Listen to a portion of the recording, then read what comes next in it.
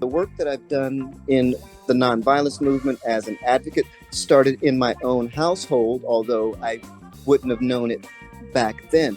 But I have noticed all my life that art as a thing has always been a part of the civil rights movement. So as I got older and thought, I want to make a living at helping. I want to make a living at serving. I want to do this, but where do I fit in? And for me, I have been fortunate enough to have found that I can use my art as my voice and as a way that other folks can learn to use their voices.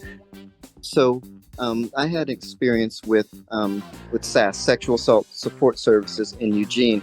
I'm working there as an advocate, really thinking, oh wow, it was my first real job doing the work, not just a community organizer. Now I'm actually getting paid, and I felt for the first time really, really legit. And one of my things was to be answering the crisis lines.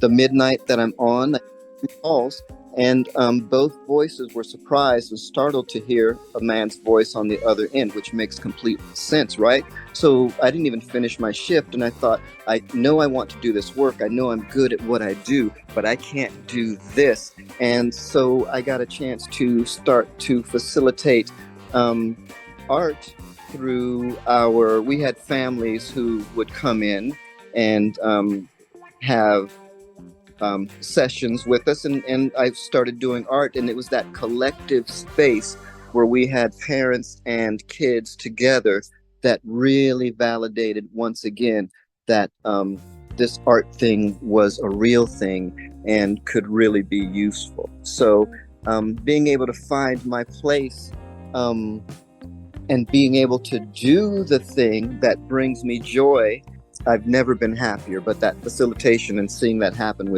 with folks together as a collective is very powerful. OASIS does what we call Art It Out once a month, the last Saturday of every month, where we get together and work on collectively on some type of project that is usually some type of theme and some type of brave way that we've got to step in to speak to ourselves so that we can make this art. And we were doing some abstracts one day, and there's a woman who'd never done art before, very, very quiet in the class, in her 70s or so. When she's done, she shows this piece of art. It's very, very dark. It's mostly black, a couple of lines here and there. And she explains how the darkness is her light and how these lines are sometimes just barriers, even though they look like they have some symmetry. But over here in the corner, there's this small speck of gold. And she said, that's me. So knowing that this person sees that their life has some darkness, sees that it has some barriers, and still sees themselves as someone able to maneuver through that and be able to speak to that through her art was really a validation. And when I talk about the movement overall, like I said, I feel like I've been doing this all my life. And one of the things that I've wanted to do over the last 20 years is really make art a central piece of what we do in the overall collective movement for nonviolence and justice and all of this. Art should be central.